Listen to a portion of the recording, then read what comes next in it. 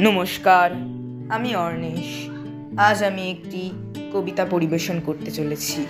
কবিতার নাম এ কবি বিশ্বকবি। লিখেছেন কবি উৎপল কুমার ধারা।